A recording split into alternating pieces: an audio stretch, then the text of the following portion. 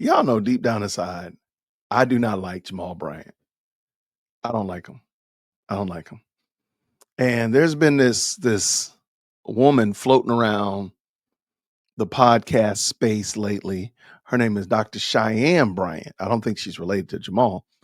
But man, I don't trust her. I don't trust her. So I don't know if we got a small group of folk here. Yes, I got the video. I kind of want to go over it. There was a segment I wanted to go over, but I didn't get a chance to clip it. So I was just going to do the whole thing and just kind of watch it with y'all if y'all want to. So Jamal Bryant is definitely a wolf in sheep's clothing of the highest order. I mean, he is a wreck as a Christian leader, pastor. He's a total wreck. And nobody cares enough to tell him, like, my guy, you're a wreck.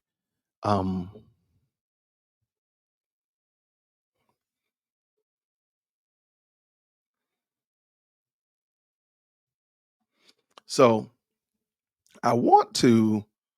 I'm really interested in the Chyeyenne Bryant chick because I got some feelings about her. I got some feelings just from what I've seen.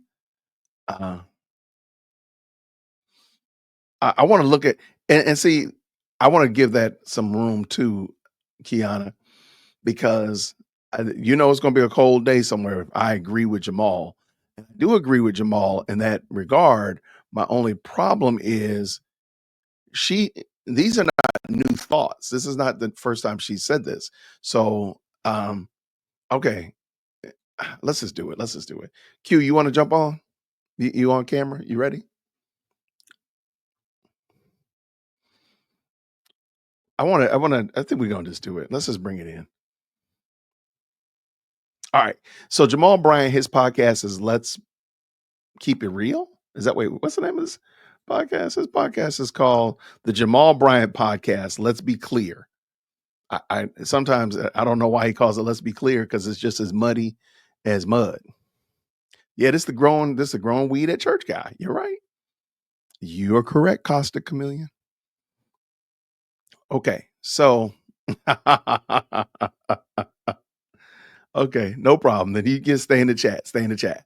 Okay, so this woman right here is a psychiatrist, and a lot of people are starting to wonder. She goes on everybody's podcast, and she's extreme feminist, but she uses what I call the wreckage of red pill language. So she says things like high value man and women need to be held accountable. She uses terminologies that the quote unquote red pill community would use. The problem is it's not tied to anything. And she also this is my first time hearing her say it, but she professes that she's a Christian. So there, my spidey senses go crazy because you're sitting over here with this next to this man in his periwinkle sweater looking all suspect, but there's a lot of problems here. So yeah, I don't know where she even. I think one day everybody's going to find out that she really wasn't a psychiatrist. I think they're going to find out that she's a scam, and she's just playing into it. I think they're going to find out, like, yeah, she really didn't have these bona fides that people think she did. All right. So anyway, I wanted to just watch this with y'all, and I haven't watched it. I watched about 15 seconds of a segment. I was like, what in the world? So I grabbed the whole video, and I was going to clip out the full context, but I didn't have time. So now we're just going to do it together. So yeah, she said she did say it on Cam show. Okay, I didn't see her on. I saw the clips from Cam, but I didn't see her on the full segment because I don't actually like Cam Newton like that. Let's go. I've been engaged twice, called off 2 weddings. My first engagement, I was the breadwinner. He had bread, but I was the breadwinner. My second engagement, right? I was a breadwinner the first relationship. I was a kept woman the second relationship. So I got to experience both. And you called off both. I called off both weddings. The real essence of foreplay, meaning that I feel covered. Yes. I feel seen. I feel loved by the God in him, not the man in him. I'm proud that I'm not a divorcee. I'm proud that my decisions have brought me to a place where I'm not a Black woman statistic. I'm actually the anomaly. And I want to be able to lead by example. Yeah, I'm gonna get in trouble for this one. I already know it. Okay, I don't know. I don't know about that music. I don't know if that's copywritten or what, written or what. Hey, family, this is Dr. Jamal Harrison Bryant on the Let's Be Clear podcast. There's one thing in the world that everybody has been hurt by and everybody wants, One thing in the world everybody's been hurt by and everybody wants. and that's love. Hmm. It is the word that the most amount of songs have ever been written and the most amount of focus for every poem. Tina Turner asked a question and nobody 30 years later have been able to answer it. What's love got to do with it? The cousin in my head has flown in from LA. I absolutely adore her brilliance and her insight. Dr. Chyeyenne Bryant, welcome. What's up, Dr. Bryant? Right? You got to be Pastor Bryant for tonight. That's fine. Okay? Yes, I'm going to be a registered nurse. You be the doctor. I'm excited to be here. And I love that you have a platform that allows us to come on here and really give tips and tools and awareness to how do you shift a culture? Yes. But then more importantly, how do we shift as individuals so that that individualistic change or shift creates this ripple effect? And I always say, I'm not here to be liked. I don't live in dogma. I can care less. I'm here to interrupt dysfunctional pathologies and intergenerational. Street term, we call it curse. Clinical terms, we call it dysfunctions. Yes. So that we can shake up our community in a way that pisses them off enough to want to make a huge, like the Bible says, swift change. Yeah. That creates just a paradigm shift. And Okay, that was the biggest. Y'all, you know what? I'm gonna start big screen. I've been thinking about something. I think I'm turning into a vegetarian, y'all. I'm sorry. I've watched too many Kamala Harris. Now I've watched too many of these Chyeyenne Bryant, too many of these feminist think leaders that just spit out a bunch of terms that don't have any meaning and don't say anything. It's just word salad. So I think I'm turning into a vegetarian. It's crazy, man. It's crazy. I might have to go get some steak because Jamal Bryant, he's just gonna sit there and amen and kiki it because she looks good, and he's trying to just see if maybe she wants slip and dip, allegedly. But I'm gonna bring her back in, y'all. But that made no sense. That sentence didn't even make sense. What she said. Oh, this is gonna be a mess. I know it. Oh my goodness. Let's go. all of us. Well, I like you. I like the way you think. I like the way you communicate. I like the way that you process. And my grandmother's from South Carolina. Every morning used to give us cod liver oil. Said it don't taste good, but it's healthy for you. Come on. John Maxwell said, if you want to be like, sell ice cream. Hello. And so thank you for doing the heavy lifting. No kid has ever volunteered for broccoli. Everybody wants ice cream, but thank you for giving us the vitamins that's necessary for the community. Doc, I read something this morning that messed me up. It said 48% of Black women will never be married. Mm-hmm. Are we setting people up for failure, primarily in the church, that says if you keep yourself chaste, if you get your degree, get your education, go to the gym, drink 8 bottles of water, stay focused, don't play yourself low, then it's going to happen for you. Okay. All right. No, they're not related. As far as I know, Red Jacks, I think it just so happens that they're both last names of Bryant. And he calls him his cousin. And I think he's using that in the colloquial, the way that the highly melanated do. We call each other cousins and sisters and brothers when we're really not related. I think Jamal Bryant, his form of Christianity does in fact keep Black women unmarried and such of that nature. But true Christianity doesn't. The true church doesn't. But Jamal Bryant's Stillbirth Baptist Church does do that.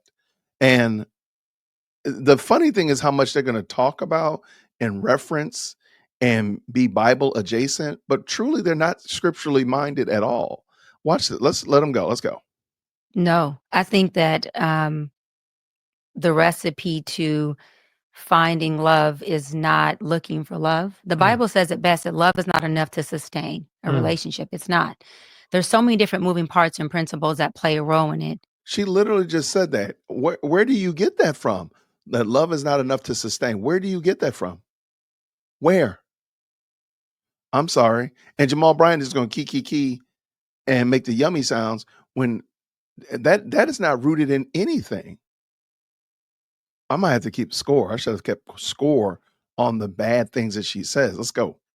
I think the first principle is sense of self. Mm-hmm. I think we lack that in our Black community because we're in a household of single parents.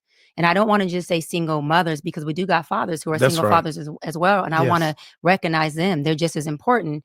But when you Which have one's a more likely, duality though? of a child in a single, Which one is more likely for the highly melanated crowd? That they were raised by a single dad or a single mom? Which one is more likely?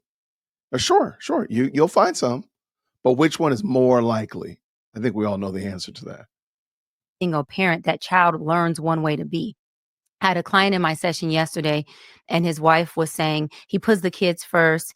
And we've been married, I think it was like on 17 years. I want to pull out, I want a divorce. And I don't like it here. And she said he's emotionally unavailable. And I asked him, I said, was your father in the home? He said, no. I said, okay. He said, and my mom raised me to be independent. She raised me to have my own, and she raised me to not be weak, right? To be okay with pain and to be able to get through those things. I said, no, your mother raised you to be able to protect yourself the way she had to protect herself for being a single mama. Wow. She didn't raise you to be a husband. Yes. She raised you so that you would be able to fight the war that she was currently fighting while she was raising you. And so as a man, what you did was you became equally yoked to where she was in that season of raising you. So now that you have a wife, your wife had to be equally yoked to your mama's season. And so in this marriage, your wife is now in mommy's role. Yes. Not in mothering you, but in having to be emotionally unfulfilled and emotionally homeless. So y'all have a house that's homeless emotionally. Yes. And because you didn't have a father, you're overcompensating with your kids, but you're still in the role of father and the role of son. You've never resumed or presumed the role of husband for 17 years. And he looked at me and he said, yo, Doc, you spitting. Yeah. And I love that because he was able to be himself. And I said, okay. Yes. And then the wife looked and she just, tears rolled down her eyes. He looked at her and tears rolled down his eyes. And he said, you onto something. You're right. Yes. And so why am I saying that? Because we have to be able to identify with what we've learned in the house, which is learned behavior. And we have to identify what part of that in us is showing up in adulthood, because that part is still the little boy, the little girl in you. Yeah. And relationships have no place for children who don't have insight. And then we have to start to detach from the bosom.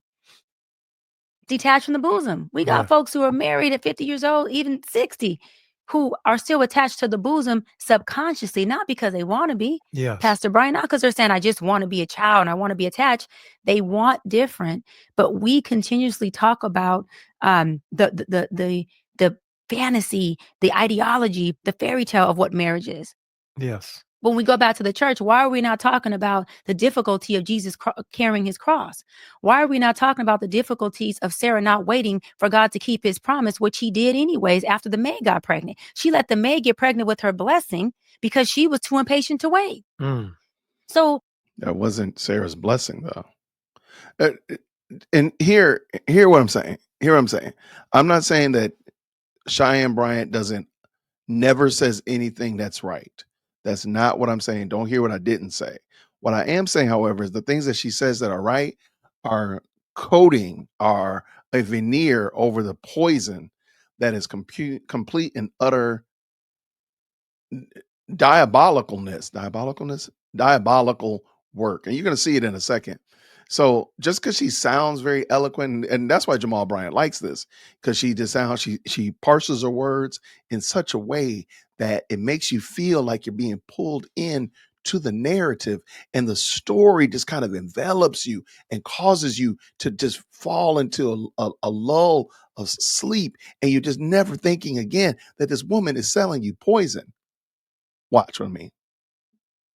we're not talking about the real adversities of wise counsel when it comes to marriage. Isn't about telling y'all how to be happy or telling you how to have good sex or how to facilitate the good days. Wise counsel is when it gets swiftly, when it gets funny, when the tides get rough, how do you stick through that? No, that's good. What does that look like? And what is commitment? Yes. Commitment is doing what I said I was going to do regardless of how I feel. How can I stay in this with you until the love comes back? until the light comes back, until I'm turned back on by you. Yeah. 100 Black Men uses as his motto, you can't be it until you see it. How do you coach a couple who neither the husband or the wife had an example of marriage? Love that. I always say I don't coach or teach people how to be married. Okay, because I'm gonna have to stop for a second. Hold on. Jamal just said you can't be it till you see it. How do you coach somebody to be married? And he's asking an unmarried woman this question. The comedy is writing itself, boys and girls. That's God's job because he's the covering. He's the covenant. Yes. He'll teach that. I teach people how to get a sense of self, how to learn how to be out of their trauma within themselves, how to identify what healthy parts or trauma parts are present in that relationship. How do they rectify, resolve, and heal those things? Because as they become better, the marriage becomes better collectively. Yes. We can't tell two people how to matrimony. We can't tell two people how to relationship, how to commune. We can help them individually how to get out of their own way, bring resolve, gain emotional intelligence, gain compassion, right? And how to process those tools and apply them in this marriage. No, that's powerful. There's something that's trending, Dr. Bryant, that I wanted you to speak to all over Instagram, all over TikTok, is this vignette that people are doing on the wife saying to the husband, I can't help with the rent this month. And the husband invariably saying, no, you will never pay it. I want to know, especially in this souring economy, what does that do for a team who come to agreement? Hey, we want to get this house, but it's going to take both of us to get it done. It is almost doing a 1950s portfolio. There's only the man that's doing it. Does it cheapen the value of that team or that husband if they're both putting into the mortgage? Or are you of the mind that just the husband should do it? Women can say what they want to. I just got a real serious question. Why are we asking somebody who does not run marathons what their opinion is about the 20-mile bonk? Why are we asking somebody who's afraid to swim what is it like to deep sea bluefin fish? I don't understand. I have no idea why this woman is an expert, how she's an expert on anything that man just asked her. She's not married. She's not in a lifelong partnership. She doesn't have children. She's not working with a man to build a legacy. So what does her opinion matter? She can have an opinion. Now, I'm not trying to say that you can never say anything at all, but my goodness, in the morning, why are you asking and truth be told, Jamal Bryant is in the same boat. He's a serial divorcee. Why does your opinion matter? What does the scriptures teach? Then we can be done with that. Then we can move past all of that. Oh, she ready now. And I guarantee you, as sure as my name is Jason, she gonna still be divorced. I'm sorry, she gonna still be single when I hit 50,000 subscribers by the end of April. Watch. And when I hit 100,000 at the end of the year, watch. She'll still be single. Nobody checking for her. Say, but the truth of the matter is, Pastor Bryant, that when a man doesn't do the nucleus of what he's built to do, which is provide, provision, protect, yes, a woman naturally, organically loses some type of respect in the form of value for that man. I've been in my field for 17 years. And I've also been I've been engaged twice, caught off 2 weddings. My first engagement, I was a breadwinner. He had bread, but I was the breadwinner. My second engagement, right? I was a breadwinner the first relationship. I was a kept woman the second relationship. So I got to experience both. And you caught off both. I caught off both weddings. You a runner, you a track star. I'm a runner, I'm a track star. What is the flex of I was married, I'm sorry, I was engaged and I called it off? What is that flex? That I'm not willing to partner with a man that's perfect or imperfect. He's about 95% of what I think he should be. She's about 72% of what I think she should be. And we just gonna gut it out. Well, I'm sorry. What are you proud of? What are you actually proud of, Chyeyenne? Y'all, let me get out of here. So, And tell that me, has well, been tell my me why work. you keep cutting them off.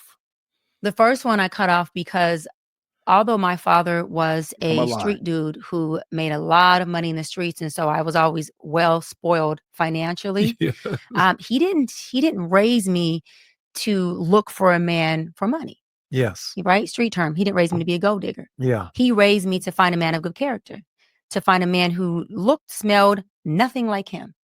Right. Mm. And so I found a man of good character who was faithful, who was loving, the boy next door. He was an athlete. He just was a good man, Yes. but he had no work ethic. And so as I'm in this relationship trying to navigate, I would call my father constantly and say, although I'm not denying him of my body, right?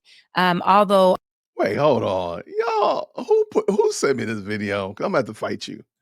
So she giving up the goods, the lady bits, but she's not encouraging the man to improve his work ethic. Baby, he didn't have a reason to work. You giving him all the goods. Y'all, please. I'm trying not to be rude, but this is ridiculous. She giving up the goods without encouraging the man to do better in his career aspirations. And then she about to say she called her dad. So we're gonna hear this in a second. Let's go, Jason. I'm trying my best to still show up in my best form, it's causing an internal struggle because I'm winning the bread and yeah, he's domesticated, but this is not the role that feels natural for me. Yeah. I don't like it. And my father kept saying, but he's a good man, baby. He's a good man. This man is faithful. This man is loving. But this is coming from a father who was a great father, Pastor Bryant, but a womanizer. So Mhm. he's looking at it from a protective space of my daughter's not with a me. She's not with a womanizer. You're right. But I'm also that not dimension of him. that dimension. But I'm Yes. also not with the other part of you, daddy, who's a provider. So for me, it didn't work. So I left that relationship because I had stayed 6+ years. And while I was there, I got 4 degrees. He didn't even transition into work or a career. Yeah. And I stayed, listening to my father. He's a good man. Savannah, he's a good man. And then Savannah grew up and said, Daddy, Savannah. but he a lazy man. Yeah. And because of that, I'm not willing to be the breadwinner. I'm leaving. Baby, you was with him for 6 years. Baby, y'all almost common law at this point. That's your whole fault. You knew he was, amen. I was about to say it. You knew he was a pookie. You knew he wasn't about 2 cents. He was there to get that. He was there to get the goods. He wasn't there to pay for them. And you was the dummy that had the goods behind the glass and the bars and the lasers and alarms, and you was willing to give him the goods without making him pay, without encouraging him, edifying him, building him up to do better. So you go get 4 degrees, but you ain't encourage him to go get a degree. That's your fault. Let's put the hazards on before you get to that second one. Yeah. Because a lot of people choose Come on. and say, okay, I know they're not making the money, but they're faithful. Or, hey, I'm going to turn a blind eye because he's making this money. And he paying the bill. Yeah. Yeah. Yes. Yeah. Yeah. You didn't lower the standard. You didn't sit at the bar. You raised it. Period. Yeah. Because when I left, I gaslit God so bad. Ooh. I gaslit God so bad. I said, Wow. how could you let me stay in a relationship that long, knowing the kind of man that I want and the kind of man that I deserve? I told God, I'm faithful. I'm faithful to the man. I'm faithful to you. I'm a praying woman. I come from a good family. I've saved myself in so many ways. I'm not promiscuous. I don't believe in casual sex. Yes. I don't even date casually. And then you send me this joker.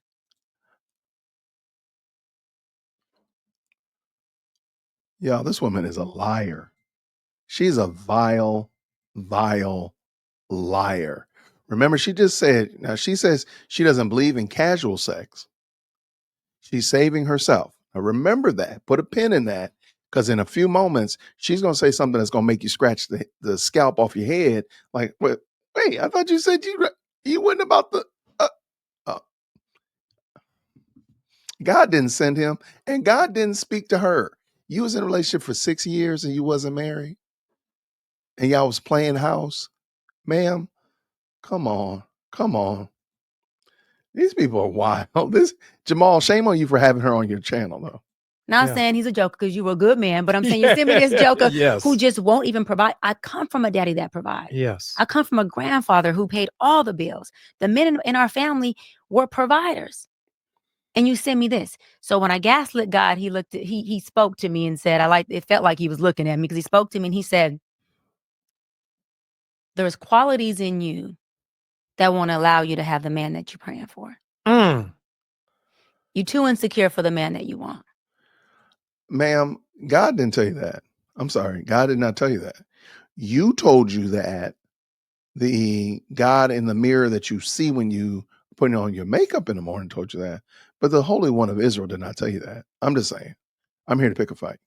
You want a man to pay the bills, but that man can't always be present. You want a man who moves in a certain way, but you hold a tight grip on him. Yeah. Because of your abandonment issues. Yeah. You want a man who's alpha, but you the alpha. You want a man who wear the pants, right? But you wearing them and taking them off. Yes. And I said, well, what does that look like? The women in my family are very domineering and they're very dogmatic and I don't know what that looks like. And I promise you, when I said, what does that look like?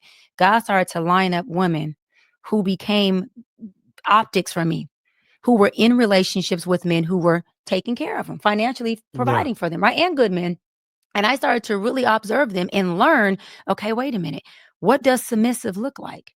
What do these men really need in these women that I am not obviously carrying? Because I don't understand. To your point, if I don't see it, I couldn't be it. Yes. And I didn't see it. So I started to study these women. I started to pray and I said, God, okay, you send me good men. Let me just pray to be a good woman. Y'all watch out for that prayer. Because when I start to pray to be a good woman, boy, God said, all right, you ready? Buckle up. And I even got more mad at God because of the Moses journey he put me on to become this good woman. It stripped so much of me that I started to grieve the parts of me that were being pruned. And I had to become fearless to the parts of me that were starting to evolve and mature in me. So then I met my second fiance. Wait, before you go to that one. So the first one you was with for 6 years. I'm gonna give Jamal a little bit of credit. He does a decent job. He's like the dollar store version of Shannon Sharp. He's like Timu Shannon. You know what I'm saying?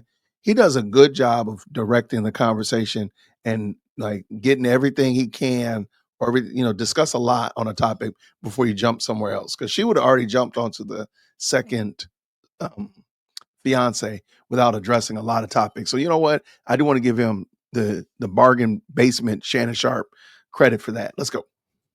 Yours. About more like 8 years. Yeah, 8 years. Yeah, okay. all of my 20s until I was 30. I didn't leave until I was 30. So 30 years. Therapists suggest it takes a man 175 days to figure out if a woman is married material. He figured that thing out in about 2 weeks because he was ready. Okay. So why did it take you so long? Yeah, because of what I now teach against. I seen potential. And although my father is extremely wise counsel in a lot of areas, that wasn't wise counsel for me in the relationship department to stay because my father seen safety. And I'm not a safe woman, meaning I'm fearless. I don't need safety. Yeah. I want what I want. You are celebrating through the yellow light. Hello. And if whatever I want comes with a price, I'm a big dog. I could pay it. Yeah. I'm okay with that. And I'm not afraid of debt. So whatever I got to do, run the play. Yeah. But I want what I want. And so the counsel that I thought was wise to me wasn't, but also that first relationship, my fiance at that time said, I'm a buffer for you. He said that to me. He said, I'm a buffer for you. And he mimicked what God said after he had already said it. You're too insecure for the man you want. So you got me. And I thought, how as a man can you say that, still want to marry me, and you feel like you're my buffer? I mean, how that doesn't even make flip sense, sides, right? How in love or loving of me do you have to be to say, I will facilitate you while I let you buff on me to become equipped for what you really want?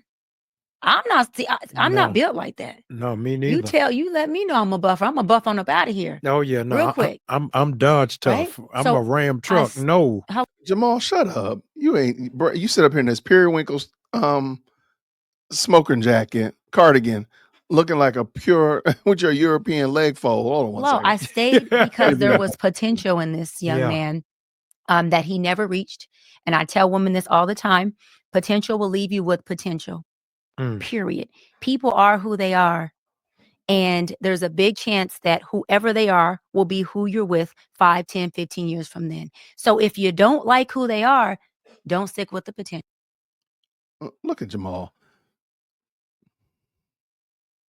So she tells women, if you marry a man for potential. Now that's funny. That is very, very interesting because we see other people groups do this all the time. And you know where you see it happen a lot of the time? College sports. You will see a young woman, link up with a player who has the potential of going to the big leagues, has the potential of doing that, and they work together. They finish their degrees together, they get married, and they grow together. She talking about a finished product. And I do think that's adorable because she doesn't have any proof that what she's saying actually works. So the depth of the insight that she is sharing from the relationships that she has been in have netted her absolutely, positively, unequivocally nothing. So why are you listening to her? Why do you listen to her when she doesn't have anything to show and prove? She can't say, "Oh, this is what I did. This is how I roll. This is how I move. This is my community around me." Nothing like that. Nothing. Well, what does she have to show and prove besides she's easy on the eyes, and even in that is suspect in question. But why do people listen to this woman? I would love to know. And that's crazy. That is crazy that Umar said that, and I gotta agree with Umar. Oh my gosh! And in a minute, I'm gonna agree with Jamal. Oh my gosh, I'm feeling queasy here. But Umar said it. And I think Umar is correct. And she just said, I might have to put them together. We might have to make a love connection.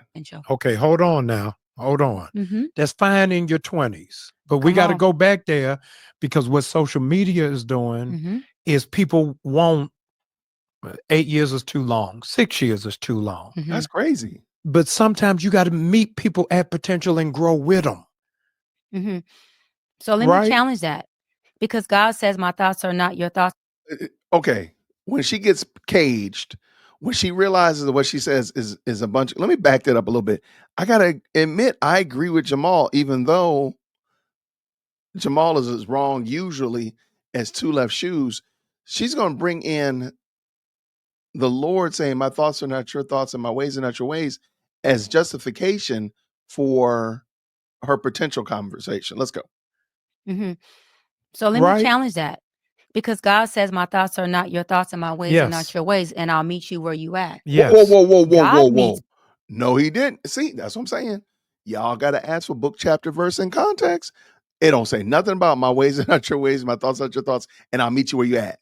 That's just silliness. And Jamal sat there and keyed with that. It didn't say it. The book does not say that.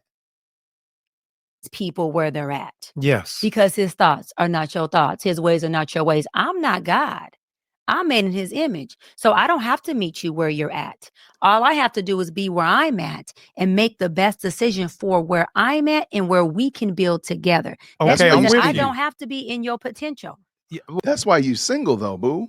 And you're going to still be single when I hit 50,000 subscribers. You're going to still be single when I buy the Hellcat. You're going to still be single, Chyeyenne. Nobody checking for you. I guarantee you, as sure as my name is Jason, DWC, she will still be sitting right there, podcast hopping by the end of the year. Ain't nobody checking for her. How are we growing together? How are we growing together? Let's say we going in the Michael J. Fox time machine. Okay, let's do it. We in the DeLorean right now. So we going back to 22. Yes. We both 22. We just coming out of college.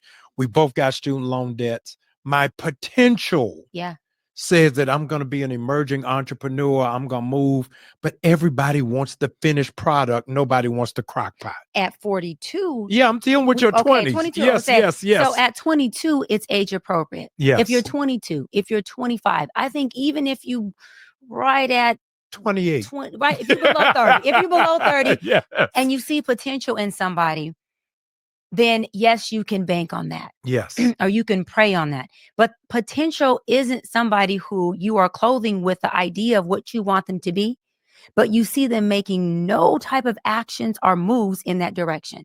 My guy, with all due respect, Yes. he was very lazy, meaning when I left at 8 a.m. to go to school and I had 26 units per semester, Yes. he Wow. was sitting on the couch. 26 a 26 units a semester. semester.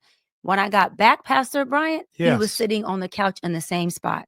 He may have cleaned up a little bit and made sure we had a meal, Yes. but at 22, I didn't know what I know now, that it wasn't his potential I was banking on. It was my ideology that I Yes. clothed him with that I was banking on him becoming. And I thought because I was so ambitious and I was moving and grooving 26 units, I'm running a mobile legal company, I'm making $300,000 plus some years at 21, 22. I'm owning, I have a whole real estate portfolio.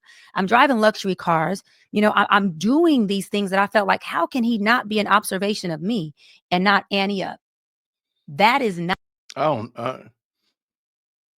The bad thing is, I think for Chyeyenne Bryant's problem is she talks too much, and she's created a lot of enemies in that have a lot of resources to research these things.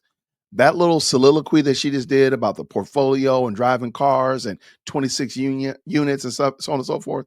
There are people who don't like Chyeyenne Bryant that are just putting that stuff down. They're writing it down. She said her name was Savannah. So now we know that Savannah and Chyeyenne are the same names. So like she said, she's talking too much. And worse than that, she doesn't have anything to show and prove. So, you know, when people pull up the clips of her on Basketball Wives being as ratchet as the most ratchetest ratchet could be ratcheting, acting like Jasmine Crockett, you're going to be like, wait, hold on. When did you become so polished all of a sudden? Because that wasn't that long ago. So she talks too much. Okay, but let's go. Not how it works. No. What's in you is in you. And I activate and water what's already in you. I don't give you nothing. Activated On one water. side, two things. One, I tell my staff, you can't teach initiative. You can't. You're going to have it on your own.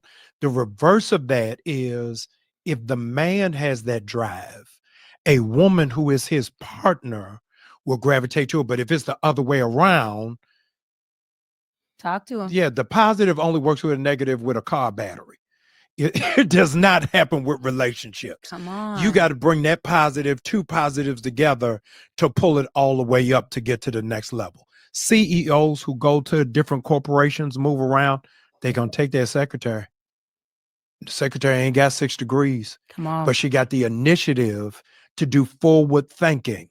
Hey, Dr. Bryant, I know you got a flight today, so I done sent your driver to go pick you up lunch. It's forward thinking. Yes. So being equally yoked doesn't mean you making 300 and I'm making 300. Equally yoked is both of us got to drive to get to the top of our field, the top of our area, and we're lifting as we climb. And that benefits us collectively. Yes. Yes. Yes. Because So with the whole notion of what do you bring to the table is just make sure it ain't just a fork. And this is extremely worldly.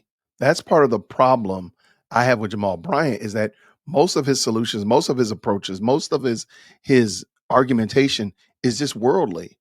Bill Gates could have said the exact same thing. Oprah could say the exact same thing that Chyeyenne Bryant is saying. And none of those persons are saved. None of those people profess to be Christian.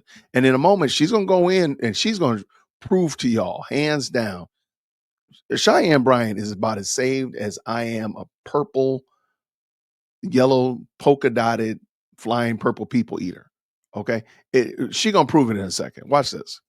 Because I don't want you eating on my plate. And I love that because I also believe I can't tell you what I'm bringing to the table until I take an inventory of what you need at the table. Listen. I think it's not about me bringing what I'm going to give you. Yes. It's about in a relationship setting, baby, what's missing from this table? Let me see if I have it. Because if I do, it's yours. Yes. Because what if I bring and double down on what you already have there? We don't need 2 mashed potatoes. We don't need 2 king chairs. No. We don't need two. We may need 2 bottles of wine. Yes. You know what I'm saying? But we don't Yes. need 2 of some things. Yes. So I always try to teach the tool to my men and women when I'm in session or speaking. Let's not try to come in with these preconceived, this is what I got, this is who I am. Yes. How about, baby, what's missing Mm. that I can add to it? Yes. What has always been missing from your table? Because if I got it, I want to bring it. And you may need to bring less than you even think you do or more. What if he says that he needs you to help him bring initiative, help him reach his potential? What if he needs that? Like, she's already, again, she's double speaking. I don't think she realizes what she's saying. She might go back and listen to this and say, man, I shouldn't have said it like that. But if you're saying that somebody who has potential is going to just stay in potential, and maybe that's what he brings to the table is a lot of desire and potential to reach, why are you allowing that to, why are you shirking that? Because she's going to still be single. Ain't nobody checking on Chyeyenne. That's all I'm saying.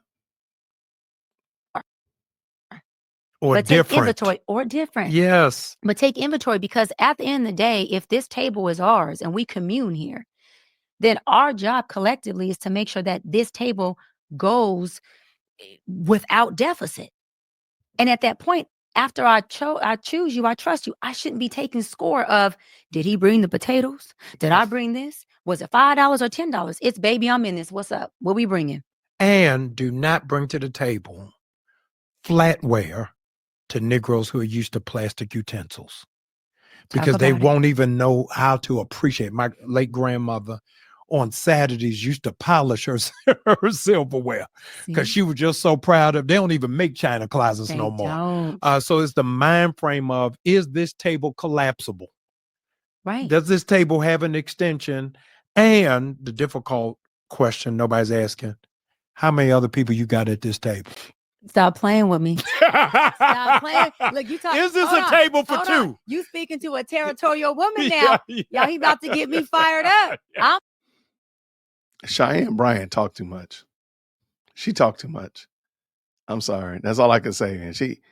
And oh my goodness. Oh my goodness. Oh my goodness. Y'all put Red Jacks in the chat. Because I'm literally trying not to say that. But now that you done said it, you done broke the barrier. I got to say it. Put Red Jacks in the chat. Yes. He's multiple. He's a serial divorcee and got multiple baby mamas outside of wedlock. Multiples. Y'all, thank y'all so much. Yes, Red Jacks. I'm telling you, if somebody shows up next month and say Chyeyenne Bryant is a complete and total fraud, and here's the evidence to that fact, and she admits it, I wouldn't be surprised. I'm going to say it like that. I would not be surprised, because nothing about her seems genuine. Nothing about her seems authentic. Thank y'all so much for shouting out Red Jack's very keen observation. I ain't want to say it, but now you said it, I can say it now, as Red Jacks always says. I'm territorial. Yes. So not only is the table at home for 2, the reservations better be for 2, the flight better be for 2, everything we do better be for 2 until I create a 3. That's it. Wow. She's gonna be just like and that question should be asked on number 1. I was talking to a guy for 1 week. Yes. 7 days. I said, let me ask you something. How many other women are you talking to? 13. How many other? This is date 1. This is day week 7. Week one. Yes. Okay. Day 7. Yes. Because we're long distance. Yes. So it was a lot of conversation. On day 7, I said, you're creating a space for me that is making me feel like I want to give more of myself. Oh my. But before I do that, I have a question. How many other women are you talking to? And he said, none. I said, okay. I said, and before we move forward with me giving more of myself, and when I say more of myself, I'm speaking of my emotions and my time, not my body, at least not at that space. I said, I'm an access woman. So before you can access anything of me, my heart, my body, my mind, I'm going to need access to what I believe creates a safe space for me. And that is passwords to your phone. I don't need keys to your house. I'm not saying I need the password on week 1. What I'm saying is, are you comfortable with doing that when we get to that space? When we get to, When we but get you're to not that asking space. that for week 1. No. Long I'm not distance. saying week 1, give me your password. Okay. I'm saying that when Okay. we move into that space, Yes. because now I'm feeling like I want to spend more time with you. I want to invest equity into this relationship. Yes. Equity for me in week 1 is time, Yes. conversation on the phone. Yes. And yes, you can fly me to come see you. Yes. That's equity for me. That's fine. Okay. But when we get to the space of now, this environment has become safe and my body is now feeling moved to want to be intimate with you. Yes. Or my heart is feeling moved to want to be committed to you. When we Remember, she said, wait. Remember, she said, I told y'all, Chyeyenne Bryant talk too much. She gonna talk herself into losing the bag.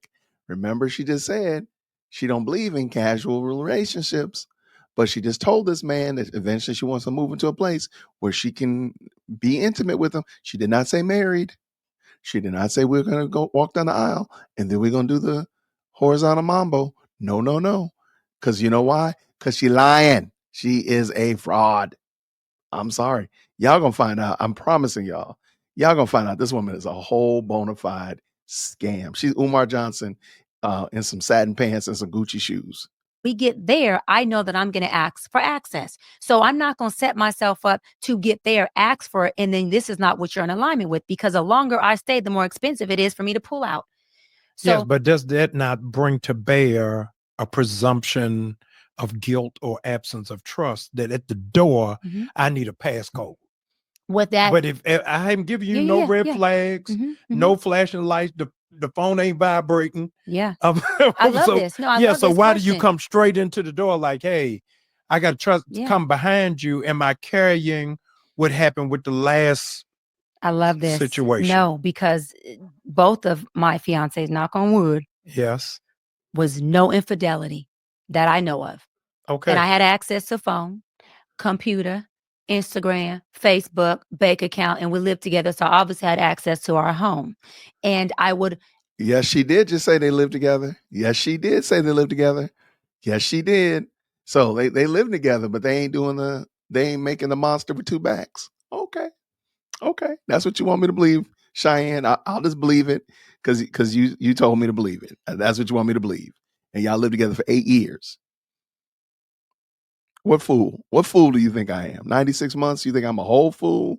Bona fide fool? Stir-fry fool? Let's let it go, Jason. Let's go. And navigate the phone. They would navigate mine. And we never, ever had a conversation about another woman or a man that had to create division between our relationship. I never left for that.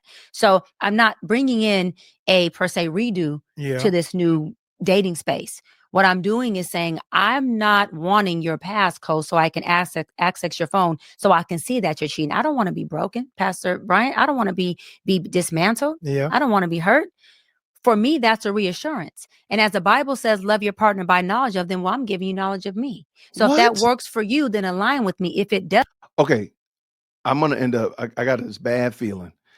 Me and Chyeyenne might have to get on my Umar Johnson rotation. Wherever she attends church, and the bad thing is she's going to tell y'all in a minute where she goes to church, allegedly. And clearly they just spout Bible phraseologies. And I could say the Bible says God doesn't give you more than you can bear. The Bible says that thou shalt wear Adidas because Jesus had 3 stripes. I mean, I could say that. And by me saying that it's the Bible says, people just shake their head like, yeah, okay, yeah. But the Bible says you should drink coffee because Hebrews, right? This is insanity. Y'all, I'm trying not to.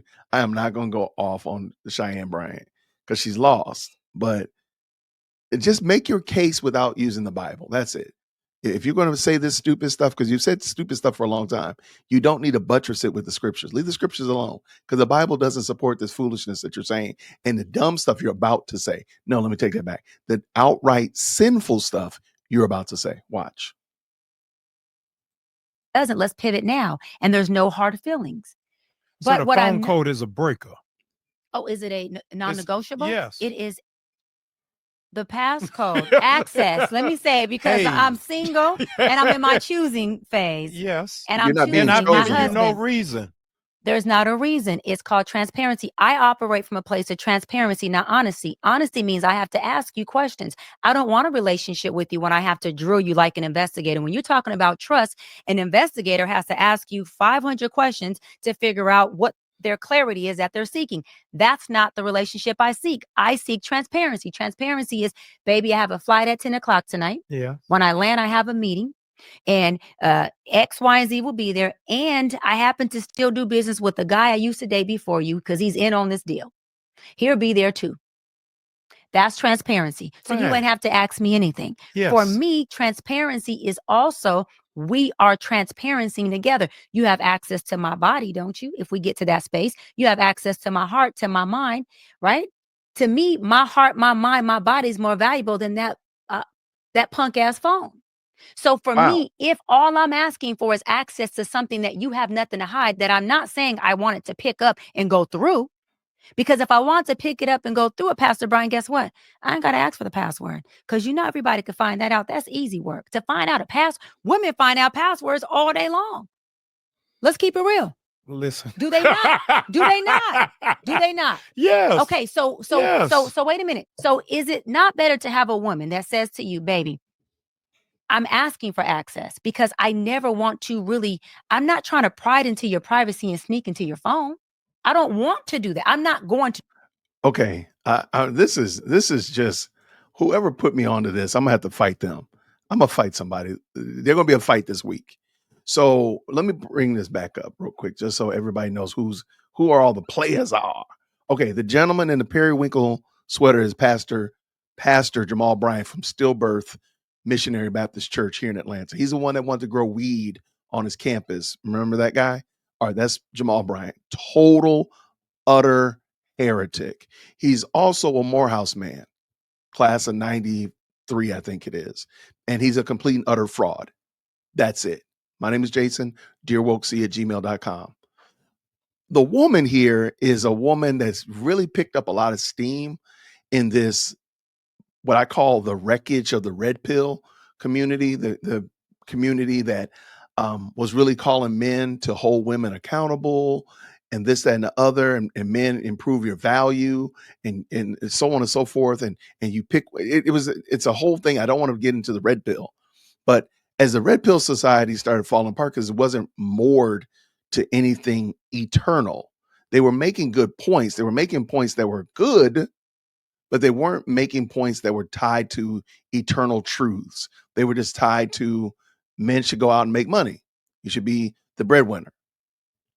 Okay, well, we see this argumentation right here between Chyeyenne and Jamal Bryant. Well, this woman right here, her name is Dr. Chyeyenne Bryant. I don't know where she came from, and but she just seemed to pop up on everybody's podcast, from the Breakfast Club to Cam Newton to everywhere else in between. And she says some mad, reckless stuff that as you've seen, if you've been watching for a few minutes, this stuff doesn't make sense. And I don't know if it's because of her looks. I don't know if it's because of her presentation. I don't know if it's because of the way that she speaks. But people just turn off their brains and just sit there and go, making those yummy sounds, but they're not actually moored to anything. And I'm telling y'all, y'all might say, Jason, you just being mean to her because she got the little pineapple bun thing, or you just mean to her because she got the satin top. Not a problem.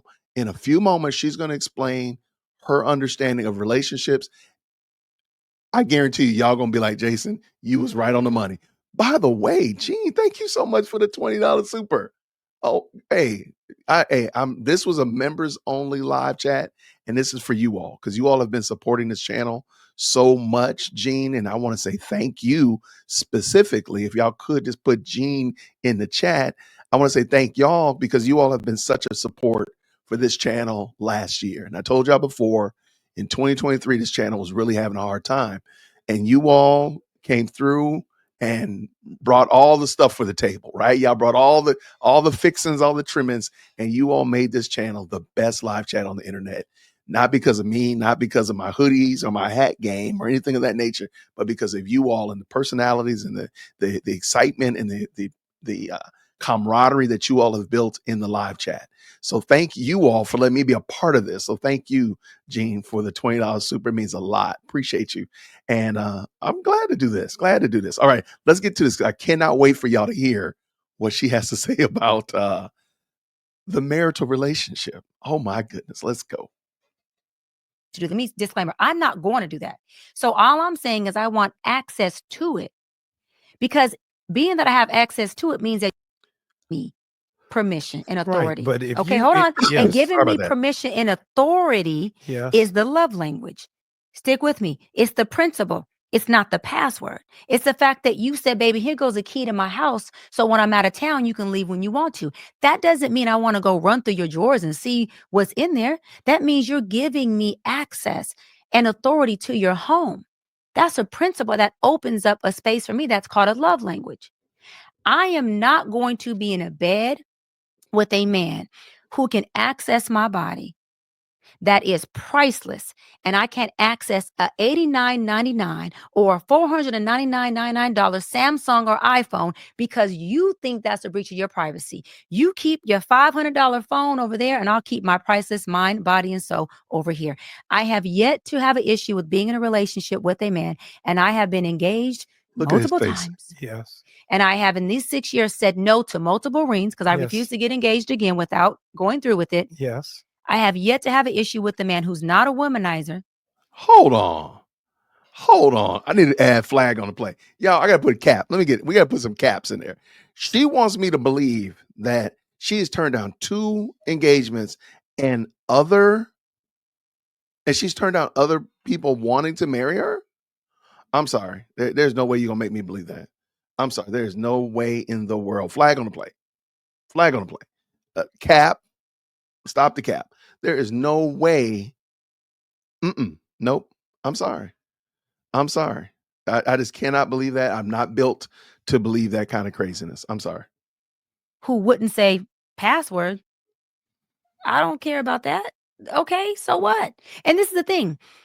If you need to do what you do, womanizer, and you want to keep a woman of my caliber and you think you just that smart to do it, run the password, get another phone and do it your way. But I'm not going to make it easy for you. Yes. If you want her that bad, get a phone for her and keep that shit over there. I'm with But you you're on the going to 50 respect yard this line. space. I'm with you on the 50-yard line. I'm listening. Where I'm throwing a flag on the field I'm listening. is that nobody would be giving you a key to the house the first week.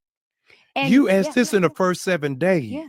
So in the first 7 clear days, it up, Pastor Bryant. Clear it up. I yes. didn't ask for the password in 7 days. Yes. I asked that when we get to this crossword road of commitment. And I understood. Yes, of commitment. Yes. Part of committing to me, just like there's commitment standards for you and other men, is access. Because when you commit to me, I'm giving you access to me. And if you can't, I'm sorry. I'm sorry. This is some bibble babble. This is some feminist bibble babble. I've never, because I'm sitting here thinking about it. I don't know my wife's passcode to her phone, but I can ask my daughter and she'll tell me. If I grab my wife's phone and say, Trina, what's your mom's password? And my wife is sitting right there, she'll give it to me and my wife won't start sweating or anything of that nature. And the same thing is mine. Like but if you want to do wrong, trust me, please understand. Folk have been doing wrong without needing the passcodes, without phones forever. Y'all got an uncle, y'all got an auntie that was doing wrong and they ain't had no phone or anything of that nature. They was just doing wrong. So why act like people can't do wrong? But even worse than that, somebody said it right here. She sounds like she got trust issues. She got mad trust issues. And please understand, Chyeyenne, ain't nobody checking on you. There's no way in the world. Yeah, I don't have anything to hide. But we also, I'm not like Dr. Whitaker, you got to give me your passcode. I got to have it. No, you can grab it here. Here's my phone. Don't do what you got to do. I mean, and you got features on your phone where you can lock certain aspects of it. Like, oh, you're only going to call my mom or you're going to use the phone to call. You can lock the rest of the phone so you can't do anything but call. And then we get done, you can't scroll through and do all this stuff. I don't use that. I don't even know how to use it. But again, like this woman is a mess. And please understand, y'all hear her casually mentioning that she be doing right. You hear her talk about it. So she can't say that she hasn't taken part in the fruits of marital bliss, because she's clearly talks about it pretty often. But wait till she explains it again. Honor and respect access to me, being a part of me, accessing everything that comes with you, then we don't have a commitment. And we are not operating from a space of what works for us collectively. Now we're operating from a space of what works for you. And there's a two-party relationship here. I'm almost there. I want to be there. Are you at 70 yet? I want to be Hit the there. 70-yard line No, yet? we at 55. we at the speed limit. 55. It's a bump in the road. My question is, Let me ask you this. Does Yes. your wife have your password? yes. So what are we talking about here? Yeah, my wife. So what are we talking Now, about here? she didn't have it that first week now. But she did she didn't have have it? it. Did And she I have wasn't it, just did she giving have out it before keys. she was before she was your wife? Yes. Okay. So now we're in the end zone. Yes. Now we're in the end Yes, zone. for a We wife, drove it there. sure, have it. So he caught the Have the key. So have the alarm code. Brady threw it. Yes. Moss caught it. Yes. We good. Yeah. We good. No, Okay. no, You proving my point. Why did you give this woman your password? Yes. because he gave her his last name. Dummy. I'm sorry. Like, that's not the flex that you think it is. Like, she's more concerned about a passcode than she is about anything else, and that she's going to say about this man, this fictitious man that still ain't married her. I'm just saying. I digress. Why? Again, the password is not my issue. But Doc. is it because you have mine is- nothing to is- trust, or was no. it to reassure her? I'm dealing with the timing. I'm dealing with the timing of those 7 days. So let's flip go. it on Let's the go. man side. Okay. So if I said to you in the first 7 days, Mhm. hey, Hell no. I'm just playing. no. You cuss a lot. Yeah, when I You know, said, noticed yeah, that you gonna give me your body, I say this to you on the 7th day. Yes. You calling the girls like, do you know what this Negro said to me on day 7? Like, he know he gonna get it. Mhm. I'm dealing with the time, not your principle. Got you. I'm with you on So the let principle. me comment on that. Yes. Again, I'm not asking for the password on the 7th day. Yes. Just like if a man asks for my body on the 1st or 7th day, it would be Yes. red flag. Yes. This is bananas. Yes. Absolutely not. But if that man said to me on day 7, I don't care if it was day 3, listen, I'm not trying to access your body now. Yes. But there's certain things that I do like when that does take place. Yes. And I'm just curious if these are things that you would be open to if we were to even cross that road. I got Would it. I be offended by this man got it being in a now. place of maturity and transparency? I would yes. be turned on that I have a man that can communicate, Yes. that I know would be vulnerable enough to come to me about his needs in the bed Yes. and not outside of our house. And I would say, baby, you know what? When we get there, green light. We could run every play you want to. Or I would say, What? that's not my thing. Okay. He would be saving him and I a disservice of a distraught, unsatisfied marriage. Mm. We should be communicating more about who we are instead of trying to hide those things and looking at those things as a deficit. Whoever you are This is is exactly who you need to be for the right man or woman to align with that. Otherwise, you are in a relationship with some of the parts of you, and the parts over here, they're being hidden. When relationships and love is all about freedom, I'm here to be free. I'm even in this space on this Yes. podcast to be free with you. Girl, I don't need you to be free with me. You can stay right on over there. I'm sorry. I'm sorry, y'all. I'm Jamal let her push him into the end zone. I'm still at the 9-yard line on the other side. Ma'am, this is bibble babble. This is complete and utter foolishness. Chyeyenne Bryant. This is dumb. You're willing to say, hey, the man gave me his passcode. Okay, let's say she mentioned that on the first date. Okay, she mentions it on the first week, she said, right? Hey, when we get close enough, I want you to be able to give me your passcode. And what the man said, girl, say less. Here, write it on a napkin. Here's my passcode. There you go. Whenever, just there you go. Say less. Now he's giving you the passcode, and the next day he's kind of, y'all go out for coffee, whatever like that. And he might start looking at you like, hey, I want to have you come over tonight and do something strange for some change. Well, you've already accepted his passcode. You said that the high watermark is his passcode. So now he done already bought you off for 4 digits. This is ignorant. But see, it's not tied. This is the problem that I have with this. I don't know what to call this. The wreckage of red pill, feminist red pill discussion, because it's not tied to truth. It's not tied to anything real. She's making up all of the standards for love, all the standards for dedication and commitment. Wait till you hear what she says about discipline. You are not prepared. So she's making up all of these standards, thus saith Dr. Chyeyenne Bryant, not thus saith the Lord. And there is a problem with that. And y'all are going to see in a second. Let's get to it, Jason. Let's go. And I'm grateful. Right. And so if I'm in matrimony with the man, I want to be free in my full capacity. Be free. Be free. I'm taking it all off, baby. Be free. As a spiritual woman, you have a great knowledge of scripture, strong relationship with God. I doubt incredible insight on the human mind, on relationships, all of that. Listen to this. We get to the 7th day, y'all talking about keys and bed and turn on.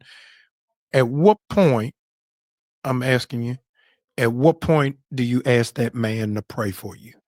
Oh, I love this. Get out of my business, Pastor Bryant. You my cousin in my head. Let me tell you what okay. So y'all heard, Doc say I'm dating, which means I'm still single, but I am dating, and I'm talking to a particular guy who he's been praying for us and over us since day one. Nice. And I've been with praying men, but not to this extent.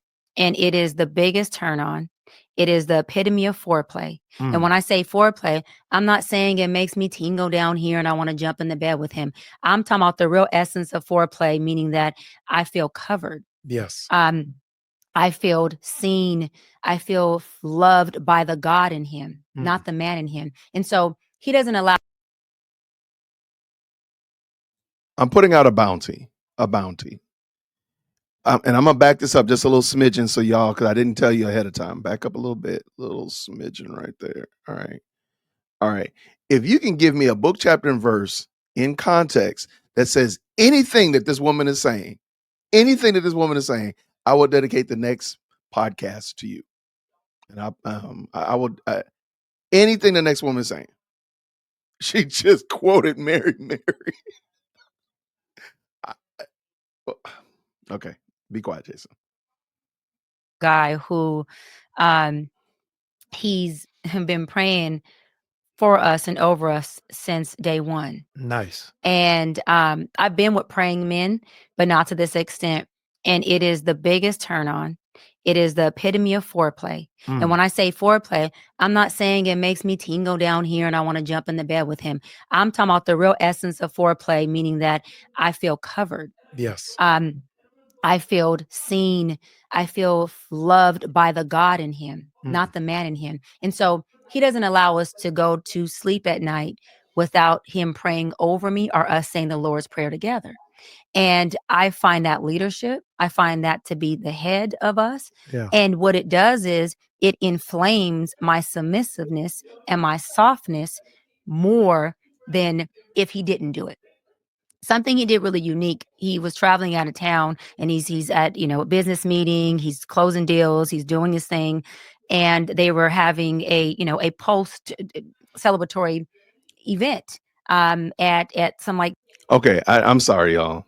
I told y'all that I think in hypotheticals. Like my brain literally thinks, how could this go wrong? Well, before it thinks about how it could go right. Okay. This story that she told right here, I came up with at least 8 different ways that this man can still be doing exactly what he wants to be doing. His unsaved, unchanged nature would want to be doing. I'm not saying he's doing these things. All I'm saying is the standard that she is setting is completely and totally crazy. Listen to this story and you tell me if I'm bananas. Back up. Just a little smidgen, a little smidge. There we go. Let's go.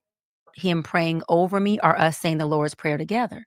And I find that leadership. I find that to be the head of us. Yeah. And what it does is it inflames my submissiveness and my softness more than if he didn't do it.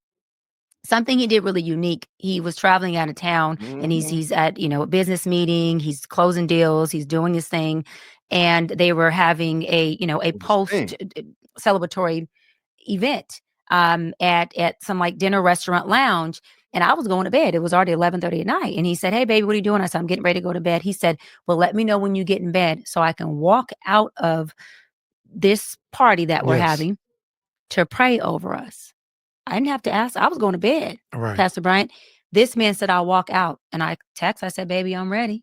He walked out of that event, prayed over us. Awesome. Said goodnight. I like him and already. then texted me and said, "Baby, I made it back to the room." So when you're talking about asking a man to pray for you, ladies, that ain't something you ask. That's something that man comes with or he does not. All right. I'm sorry. Bonnie takes dating advice from her. I'm sorry. There is absolutely unequivocally no way in the world that she is that smart to believe that. Now, I'm not saying the man is dirty. The man might be as clean as a whistle. Okay. The man might be as legitimate as can be. And I'm not trying to besmirch him. But this idea that because he walked out of a meeting and then text you when he got back in, I can already tell you 9 different ways that somebody could be doing that wrong. Okay, I'm sorry. I just thinking of negatives like that. It's part of my unregenerate nature. Like I gotta submit it to Christ every day. But I can think of 9 ways that guy could still be doing wrong. And you sitting there thinking, dreaming of puppy dogs and kittens. I'm sorry. Who actually listens to this woman? Oh, but wait. We've not reached the pinnacle of crazy yet. Oh my word. We haven't even gotten there yet. Wait till this one. Leadership isn't you asking him to presume leadership. Leadership is already in that man, and you know through the actions he takes with you. And you know when a man's covering you, because when a man's covering you, when he's not in your presence, your nervous system is calm. When a man's covering you, he's not in your presence, your spirit isn't inflamed. If this man happens to go a little further than the time frame of the meeting, your spirit is still at ease. Because when this man covers you, it's not him covering you. You are covered by the God that he's serving, by the principles that he is praying on, leaning on, living in. And faith, God, and principles are action words. So a man can't be in God and not be actively covering you. Faith, God, and principles are action words. Hold on. Wait up. Wait up. Hold on. Y'all, I was not trying to be long on this. Y'all, I'm so sorry. Okay, I got to back that up because I didn't expect. I'm trying to get to the part that's like the most gross. But we haven't gotten there yet. Hold on. And you know when a man's covering you, because when a man's covering you, when he's not in your presence, your nervous system is calm. When a man's covering you, he's not in your presence, your spirit isn't inflamed. If this man happens to go a little further than the time frame of the meeting, your spirit is still at ease. Because when this man covers you, it's not him covering you. You are covered by the God that he's serving, by the principles that he is praying on, leaning on, living in. And faith, God, and principles are action words. Faith, God, and principles are action words. That's not true. Wait up. Wait. Hold on. Faith, God, and principle. God is not an action word. How do you God? Oh my gosh. And the bad thing is we have not gotten to the worst part yet. I'm You know what? Let me just go ahead and give you the warning now. Please make sure that your seat trays are up, your seatbelt is on. Please assume the crash position. I'm not going to stop again till she says it. And I think you all will know when she says it. Oh my word. So a man can't be in God and not be actively covering you. It doesn't work like that. It's heavy. My spiritual formation director said something that radically changed my mind in dating, is that prayer is more intimate than sex. Did you not hear me say that was my foreplay? Listen. And let me be, can I be really transparent? Yes. This man been praying and praying and praying over me. Listen, this is just, y'all know Doc be cutting up, so I'm gonna cut up right now. Disclaimer. I literally had to call one of my prayer warriors, and Willie Mo Jr. You seen him on my show. I said, Willie, And I called my bishop, Michael Berry. I said, I need y'all to pray my pheromones off. Pray them down, pray them off. And they said, Doc, that's unlike you, because they know I'm not into casual sex. Right. Like, that's not like you. I said, it's been a year since I've done anything. I said, but boy, this man just been, I'm afraid he's going to pray my panties off. And I don't want that. I don't want that. But why? Because he's activating and awakening things in me Yeah. that are connected to the intimate part of me as a woman. I'm not.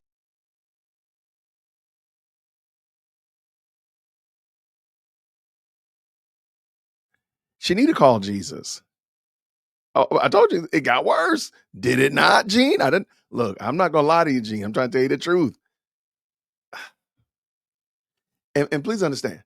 Remember, she was telling you before that she doesn't do casual adult activities, right? But she says she's only been celibate or not doing that for a year. Kudos to whatever. But ma'am, you've already gone and gone to the well. What are we talking about? What are we talking about? So that means that she probably was going to the well with those fiancés. That means she probably has gone to the well with the Mr. Prayer Man. She done probably gone to the well with him. I'm just saying. There's no reason to doubt. Why would I doubt? Why would I not think it? You've already told us that you've done this before.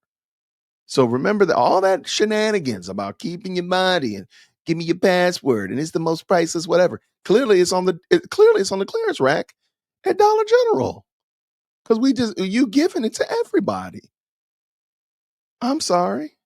And I apologize that Jamal Bryant sat there and just keep making these yummy sounds and just and giving duck and cover to your bad theology. I don't know who your pastor is, but he might need to be brought up on church discipline charges too, just like with Jamal. Buy one, get one free.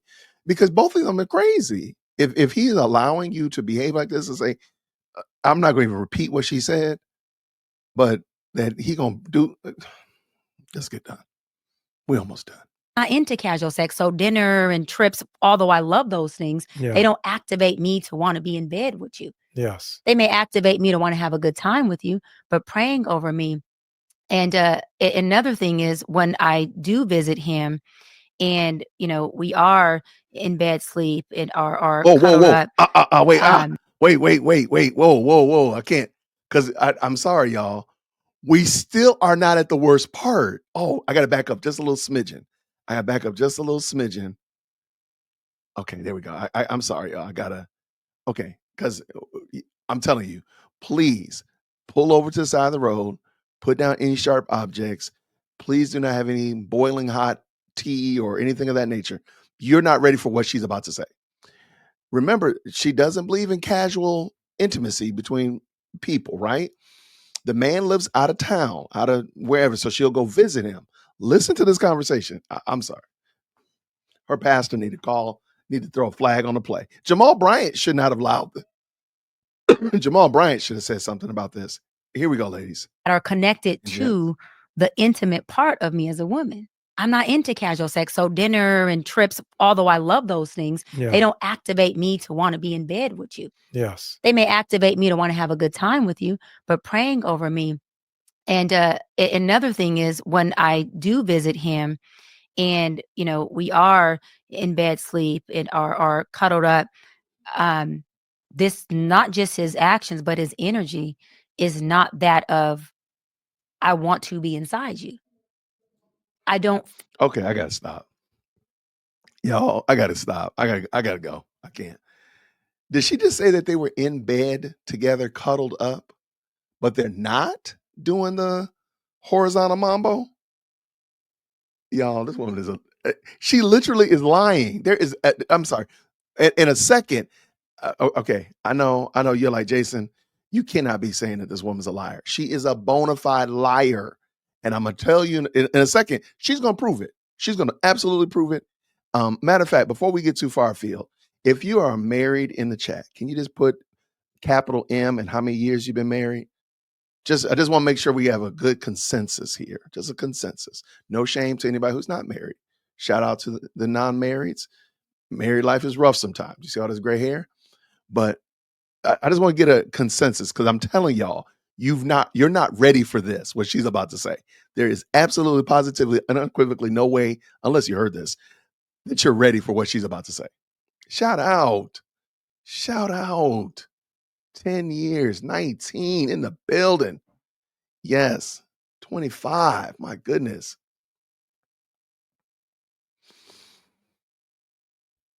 I don't think there is absolutely, okay. Gene, I promise you, I'm excited for you to hear this because you've never heard anything this insane, what she's about to say. You've never heard, I promise you. And y'all have heard crazy stuff. I probably have said crazy stuff. There's no way in the world you've heard anything as crazy as what she's about to say. I'm sorry. There's no way. There's no way. So let's build up the context again. She's from out of town. I think she lives in California somewhere. And let's just say, for laughs and giggles, her boyfriend lives in Dallas, Texas. So she flies from California. Let's put her in San Diego. She lives in San Diego and she flies to Dallas, Texas to hang out with her boo thing for the week. Okay. Got you. They are in the bed where really only two things really happen in the bed, right? Let's just tell the truth, shame the devil, right? And one of those things precipitates the other thing. Oh, got the reactions. There's only one. There's really not a lot of things, other things that happen in the bed, right? Let's just tell the truth, right? One action might precipitate the other action, or one action that happens before the other one. You got my point, okay? Watch what she says. I promise you, you've never heard anything this insane. Oh my gosh. Because they're in the bed together and they're not married, right? Okay. In the bed. Okay, watch this. Feel that. When I get up to take a shower or I'm changing, he leaves the room to give me my privacy. I'm and gonna give you a little second. They may activate me to want to have a good time with you, but praying over me. And another thing is, when I do visit him and, we are in bed sleep and are cuddled up, this, not just his actions, but his energy is not that of, I want to be inside you. I don't feel that.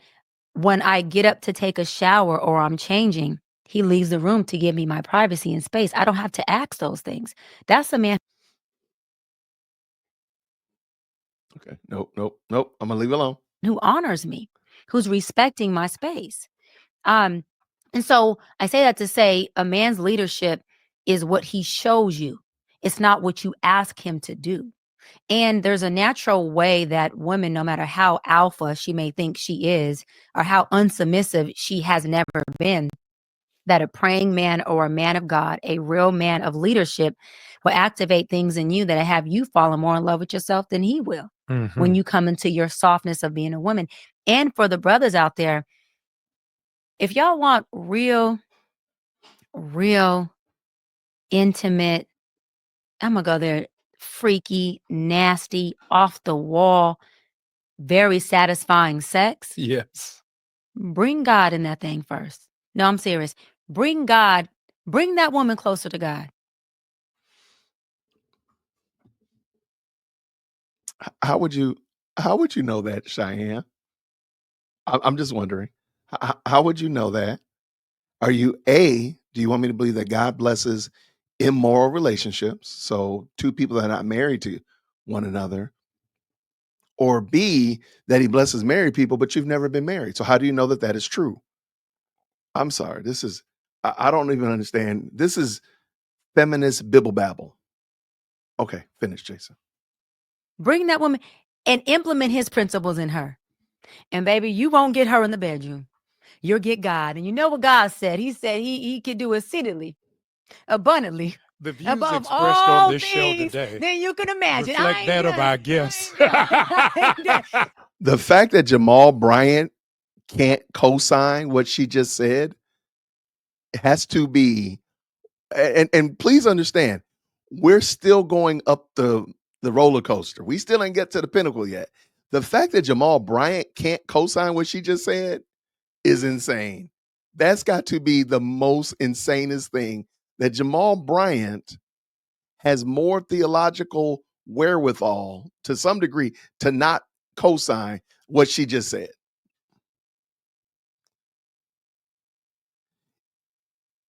I don't know, Gene. That's a fantabulous question. Aren't you in sin doing this if you're not married? Oh, but I'm so sorry, Gene.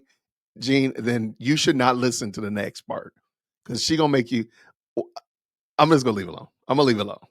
You're not ready. You're not ready. We're still going up the roller coaster, tick, tick, tick, tick, tick, up the roller coaster, and it's about to hit the top and then drop. He would do exceedingly abundantly above all you could think or imagine. And so when you bring God into that woman's spirit, and y'all finally, I'm gonna go biblically correct. After marriage, Yes. after marriage, Saved y'all by the finally bell. do your thing. Yes. She will be exceedingly abundantly all you could think of or ask for. And then it will be in a place of alignment and peace. Yes. And that's why I wait and I save my body, because I know that I don't want just a physical orgasm. There's other layers to that are way more satisfying than just an orgasmic physical experience. A lot in this generation, Doc, don't know the difference between intimacy and sexuality. Come on. Can you unpack that? Because a lot of people really use Netflix and chill as a code word. And Pornhub, I'm sorry. Yes. We just gonna keep it real. Yeah, well, you have done it. You have done it today. She said You that. have done it today. I have had 2 asthma attacks It's with no okay. pump, but help us. We're gonna pray over Yes. them, Lord. We're gonna pray What is over the difference between those two? intimacy and sex? Yes. Sex is an act. It's an oral act, a penetration act, it's a fondling act, and it brings your body to an orgasmic, Allegedly. finishing or completion. Intimacy has nothing to do with the orgasm. Will orgasm come emotionally, mentally, spiritually, and physically through intense intimacy? Absolutely. But intimacy looks like a 4-hour conversation about knowledge of each other. Intimacy looks like a disagreement of 2 people submitting, so it never turned into discord. Intimacy looks like, I talked about the gentleman that I'm talking to praying over me when he's at an event with a group of people he could just stay, entertained with. Intimacy looks like, baby, did you make it home? Did you eat? Are you okay? Do you need anything? Intimacy looks like, I'm going to put my needs aside because I see you're in a space where you need all of me. And so I'll choose to discuss this issue I may have with you another time. I check in. Intimacy also looks like when I'm not with you because I am truly faithful, truly focused, and truly aligned with you, that you have a calmness and a peace. And intimacy looks like what I just talked about, the epitome of transparency. For me, transparency is intimacy because you're giving me a piece of you that I don't have to try to navigate. You're allowing me to see it. That sentence. And this is one that a lot of people are very confused on. True intimacy. Get ready, y'all. Here it comes. Is, no, I'm not responsible for carrying your hardships, your traumas, your deficits. But if I chose you, damn it, I'm responsible for facilitating you through it. And there's too many people that are saying heal and get over it and then come talk to me. Well, how about I don't want to talk to you at all? Because if you can't at least facilitate doesn't look like you got your toolbox out and you're trying to fix, because like Jesus and the disciples, we all got to carry our own cross. And even when Jesus went to the cross and got crucified, there was a whole audience, but they nailed him by himself. Okay. And he also was resurrected by himself. Yes. By God. Nobody was there to carry, resurrect, or do any of those savior things. However, facilitation, support is something that is very intimacy. The what do you need? And then showing up in that. I want to go further because people are going to be like, okay, Doc, that's cool. That's all the surface stuff. Taking a bath together. No sex. Because you both have what the Bible says marriage requires, discipline. Hold on. Because somebody spit their whole drink out. I know you spit your drink out. I know you did. I told you, do not have any drinks in your hand. She did say exactly what you think she just said. She did say exactly what you think she said. I'm going to bring it back up. And please don't spit all over your computer and all over your driver's seat and whatever. I'm going to let her play it again. Directed by himself. Yes. By God. Nobody was there to carry, resurrect, or do any of those savior things. However, facilitation, support is something that is very intimacy. intimacy, the what do you need? And then showing up in that. I want to go further because people are going to be like, okay, doc, that's cool. That's all the surface stuff. Taking a bath together. No sex. Because you both have what the Bible says marriage requires, discipline.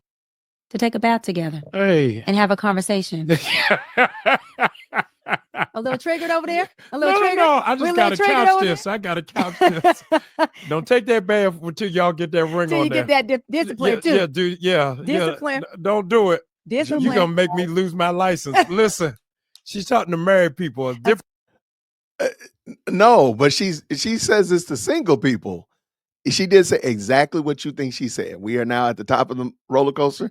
We are on the way down, and it is crazy town. In a heightened level.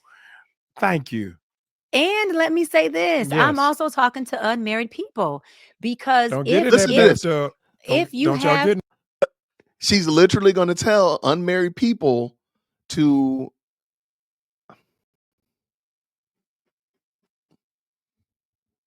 She's not. She is not. She's not disciplined. She busting it wide open. I'm sorry. I'm just gonna say it. She is no. That guy, Dallas man or whoever that dude is, he is getting the cookies for free. He is not paying for it. Let's go. Listen, if you have the true essence of discipline. Yeah, no, they ain't got it. No, but there are some men that do. Yeah. And let me go further. Because they must teach Tai Chi. Because you're supposed to save your chai tea, yes, which is really your sperm, yes, until you're doing something that's productive, fruitful, and will multiply. Get in the tub with a bathing suit on. Let me say this, ladies and fellas. Let me say this, ladies and fellas. A man who could bathe with you and be disciplined enough to not touch you is a reassurance for you.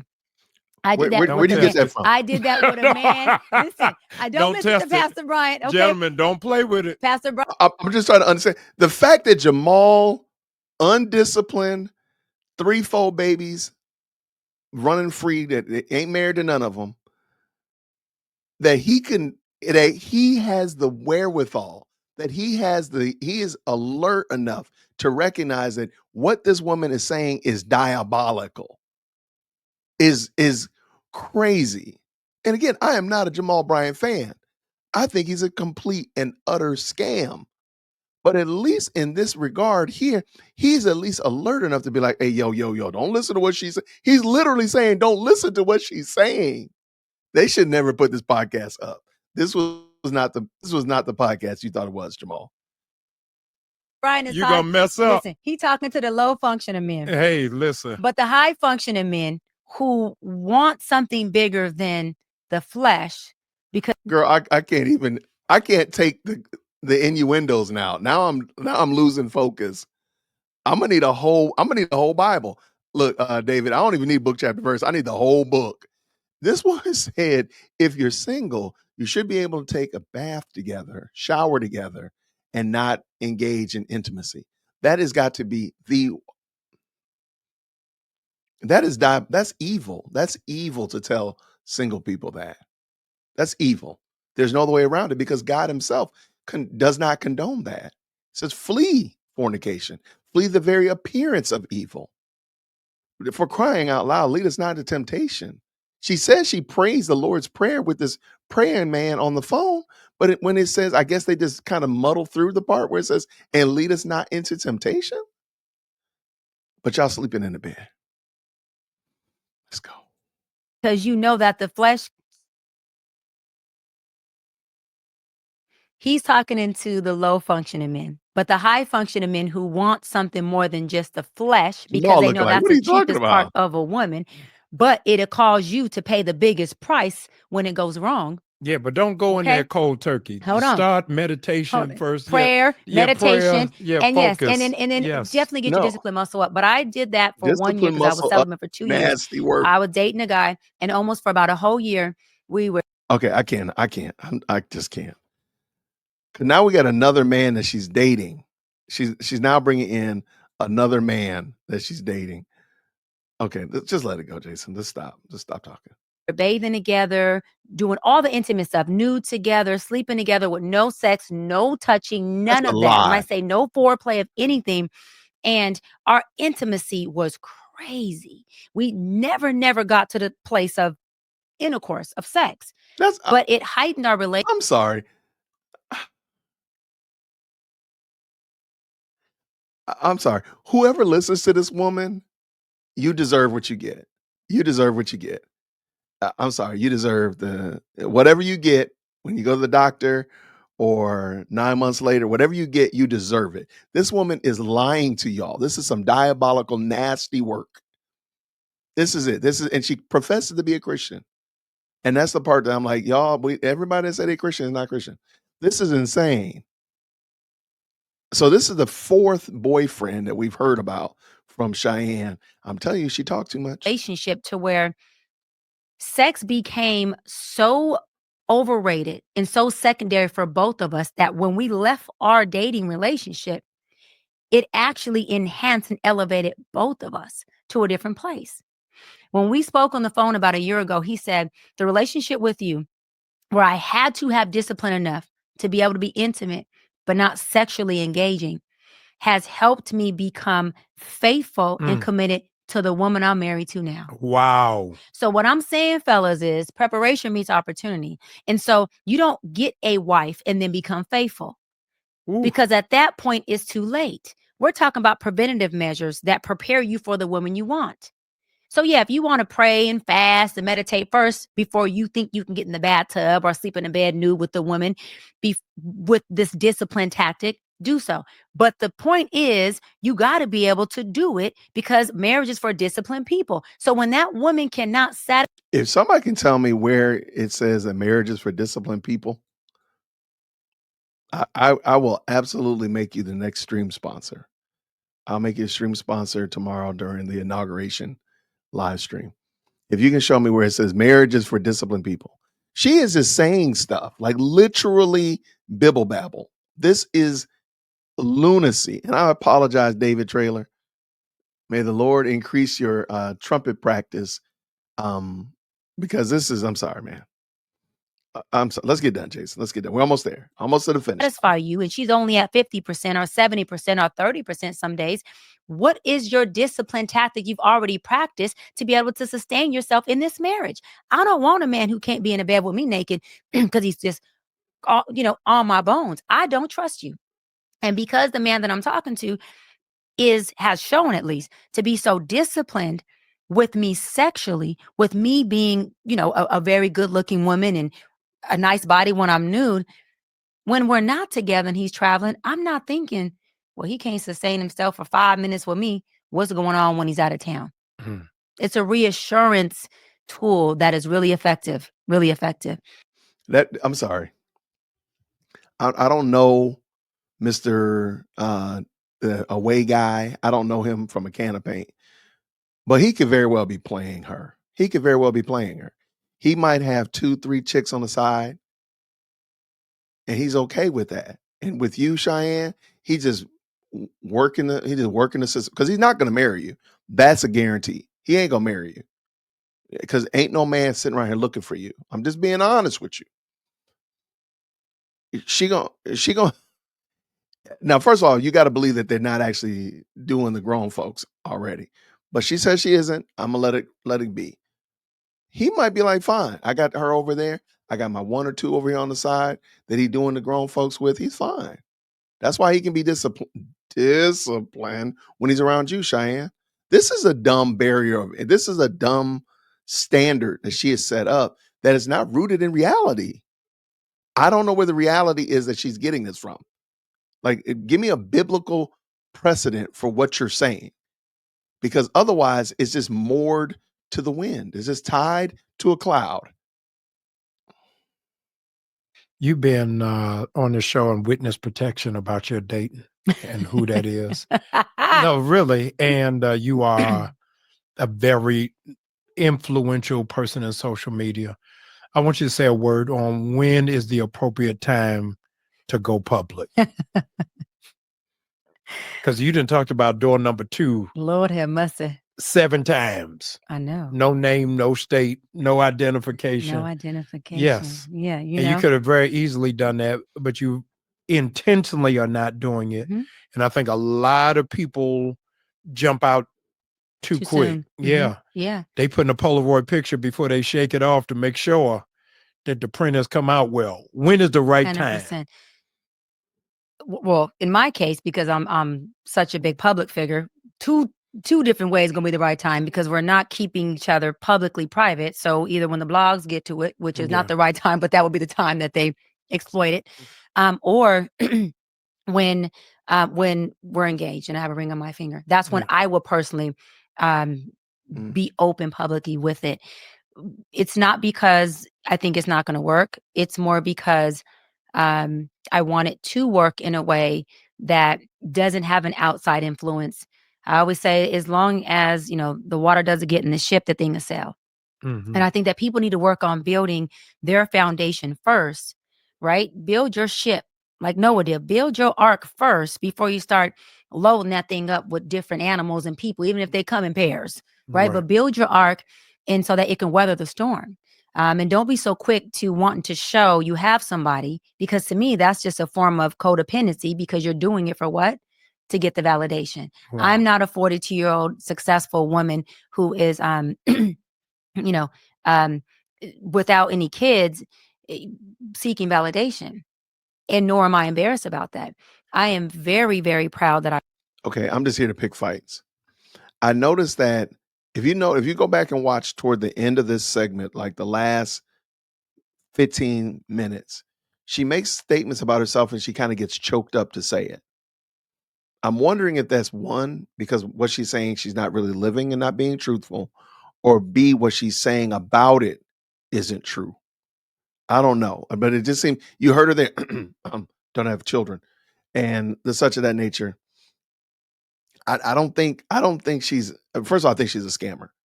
I think Chyeyenne Bryant is just a better looking scammer than Umar Johnson. She's just a better looking scammer, more eloquent speaking than a Tiffany Henyard. She's a scam. She's a scammer. And she's going to end up just like Ebony K. Williams in a couple of years, talking about she's going to live her truth and be a single mom and go get turkey basted so she can have a baby. Because she's not, I don't think she's genuine at all. Let's go. I waited.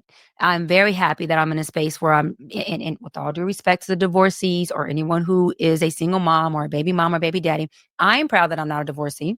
I'm proud that my decisions have brought me to a place where I'm not a Black woman statistic. I'm actually the anomaly. And I want to be able to lead by example.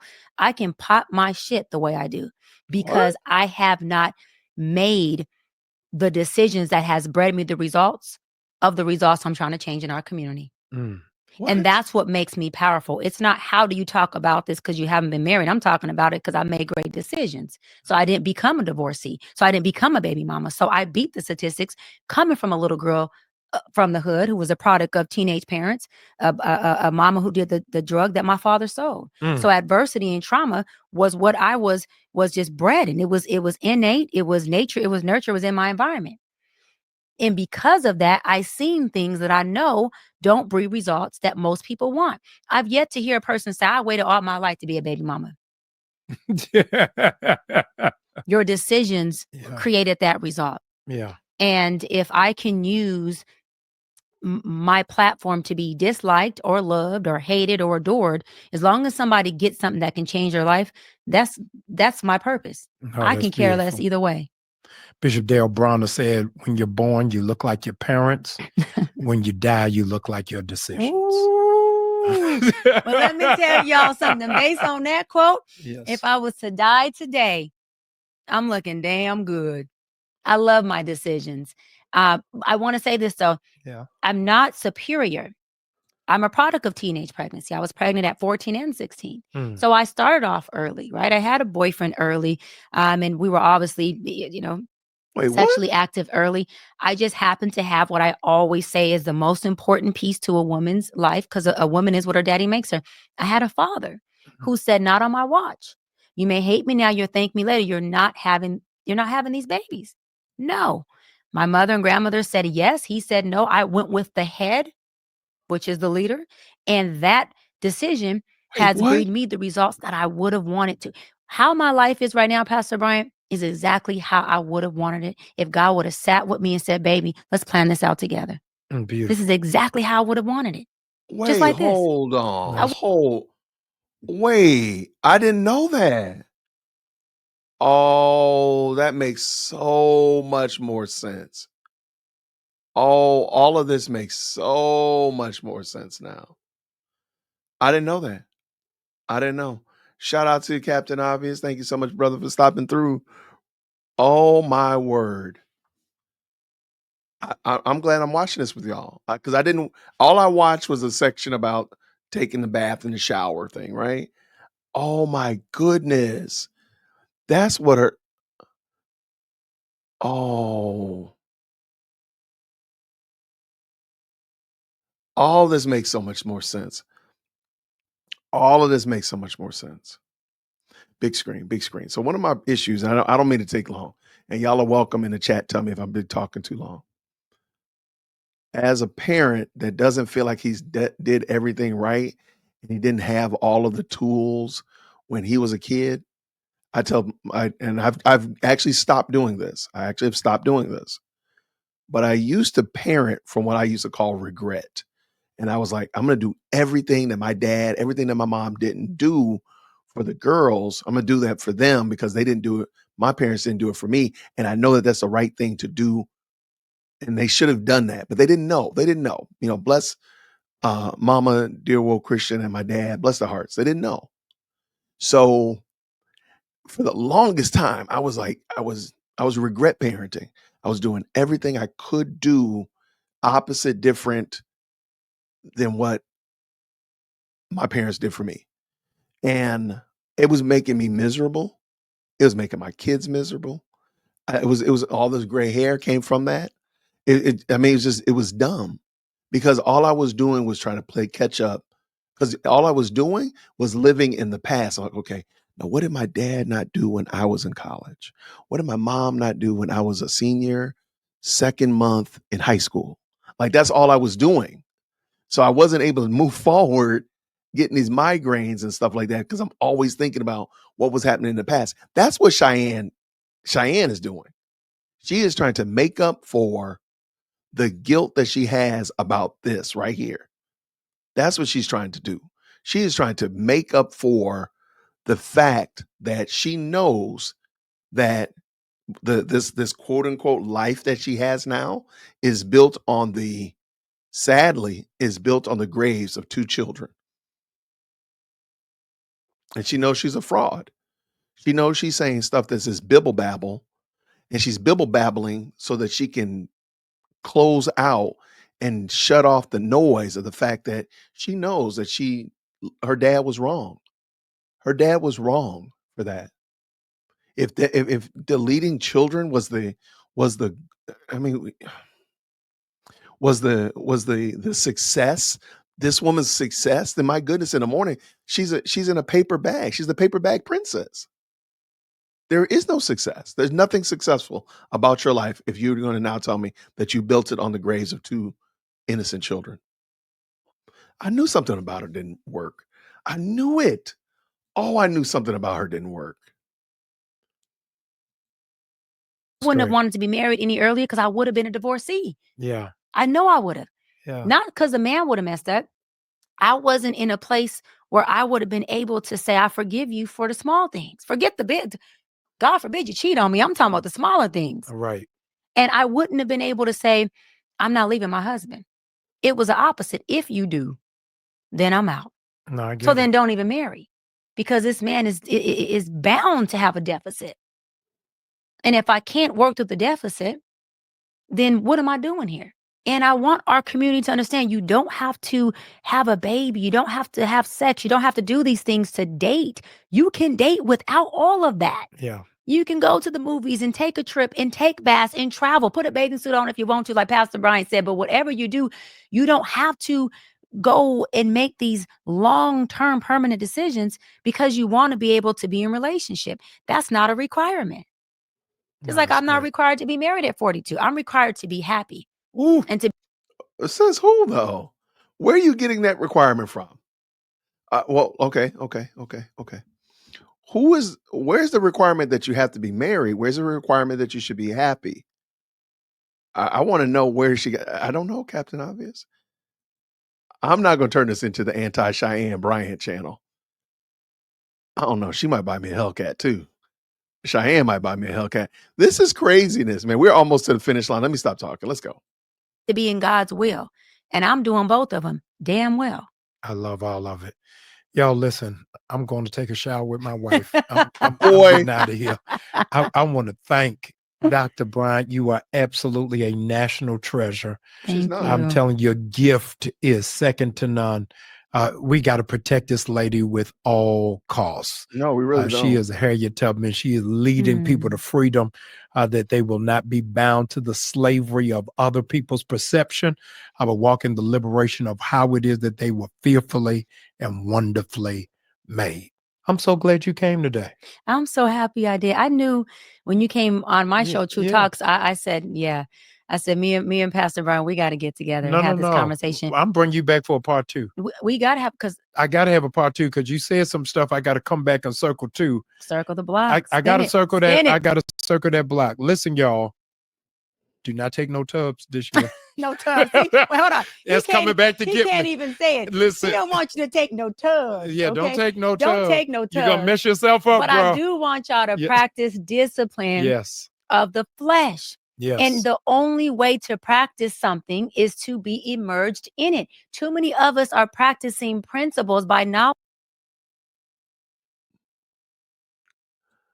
When Jamal Bryant is the most cogent person on this podcast, that's a lot. That woman just said, put yourself in harm's way to prove that you're disciplined and not be harmed. I just quit. I'm just quitting. I'm just going to quit. I'm going to let the thing play. I don't even care anymore. I quit. Knowledge of it. Knowledge is not power. The implementation of knowledge is. So if you got to take baby steps, do it. But I need more people, especially men, practicing discipline from the flesh and the optics before you opt yourself into a marriage that you cannot sustain. Yeah. I need that to be taking place. And while you're being celibate, don't get in that bed naked for her to test you. You're going to fail that test. You're going to be in summer school. Wait, hold on, Pastor Brian. No, we're going to deal with it. We're going to deal with it in show 2. Go ahead. No, don't ask me nothing. He Hey. said, don't ask. This is the end of the show. We out of here.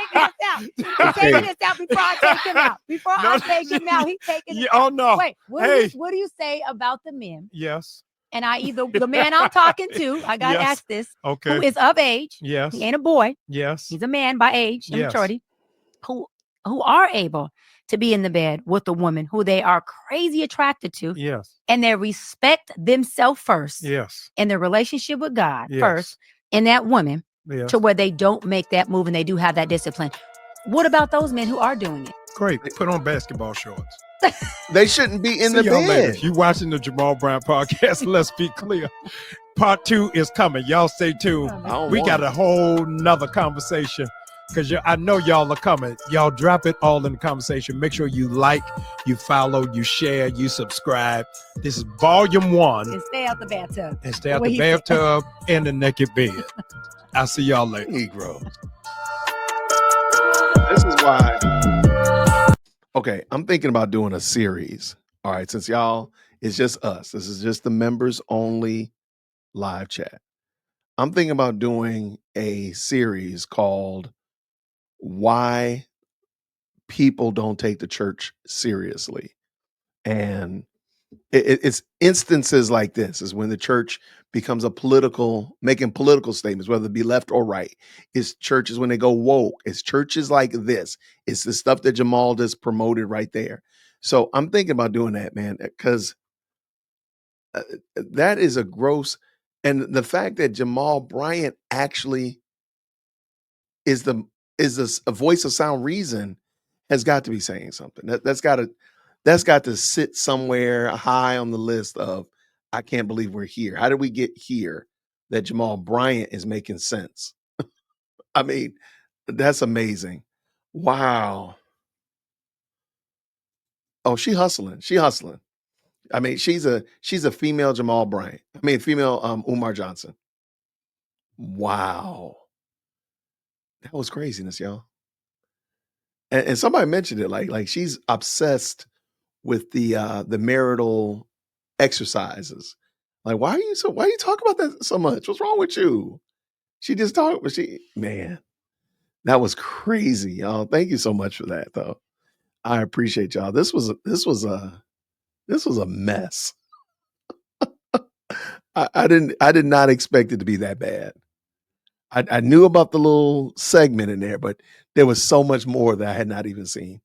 So, but I'm glad to watch it with y'all, though. Thank y'all so much, man. This was a lot of fun.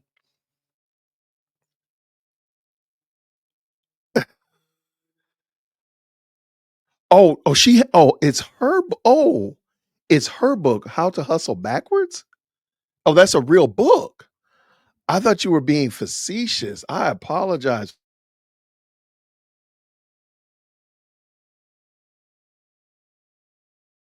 I didn't get that part. My bad.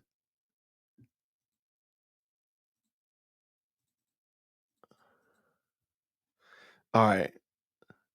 I want to know more about her, though. That's what I want to know about. I know, look, Corey Holcomb is on her head. Oh man. Now you got me typing it. So if it ain't there, Captain Obvious, I'm still gonna get you. There's How to Hustle and Win. There's two books there, a book one and book two. Wealth Your Way. I like it. All right. So you were joking with me. All right. Well, now I'm gonna have to come get you now. I'm gonna have to get you for that. Uh wow. I got you, brother. I appreciate you, friend. Um, but for real though, I want to say thank you.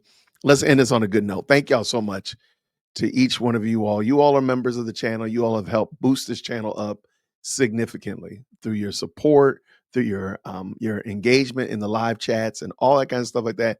It means a lot. So I just said I would do a special live stream with you all, and um, just hang out. And then I said I was going to look at this video, and my goodness, in the morning, oh my word, I'm glad we did it though. This was wild. This was wild. So y'all can definitely check it out if you didn't see it already. If you didn't see it from the beginning, jump to the beginning. We looked at Colton Moore, who is the senator from Georgia that got into the little scuffle under the Georgia Dome. And he's actually one of the more vocal persons that are looking into investigating Fonnie Willis. So that was kind of interesting. It's like that double, he's getting into a fight about something petty in the Gold Dome, but he also is over there causing trouble over on Pryor Street with Fonnie, which I thought was pretty interesting. And then we looked at Jamal Bryant and allegedly Pastor Jamal Bryant and Dr. Chyeyenne Bryant, no relation, talking about whatever the foolishness they were talking about. And it's been wild. But I'm looking forward to doing this again real soon, y'all. Tomorrow, which will be Monday, we're just gonna be on here all day. So I'm gonna go to bed. I'm gonna wake up in the morning, take a bath, take a shower, get loose, get ready. And we just gonna do it all day. We're gonna do I'm gonna go over some people losing their minds because Trump is gonna be president. We're gonna go over the inauguration. We'll watch that. I got a couple guests that are gonna pop through and all that kind of stuff like that. We're gonna have a good time. So that's the tentative plan for tomorrow. So we should have a good time. Oh no, Boston man, she's given over to the flesh. That's it. She is given over to it. She's not trying to fight it. Like most people who are in Christ are trying to deny their flesh and not put themselves in situations where their flesh can be riled up. Because it's funny, she used the word inflamed, and that's the same word Paul talks about. But it's like she puts herself in position to be inflamed, which is craziness. I'm sorry. That's just the lunacy of that conversation was pretty bad. And Jamal Bryant was the most logically sound person in there, which is I don't know, how did we get here? How did we get here? All right. Looks like good stuff, y'all, but let's do this.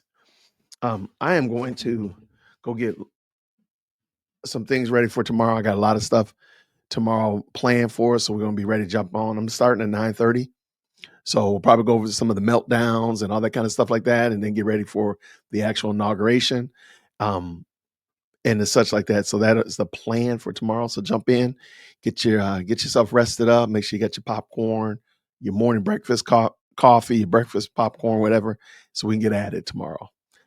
Everybody, thank y'all again so much for the support of the channel. Thank you, Gene, again for being a fantastic stream sponsor and a very kind, very gracious $20 super. I appreciate you. I'm looking forward to doing jumping in tomorrow. Tomorrow's going to be pretty interesting. I foresee it to be pretty interesting, but we'll see how it goes. I'm looking forward to it. But everybody, thank you again. I appreciate each and every one of y'all.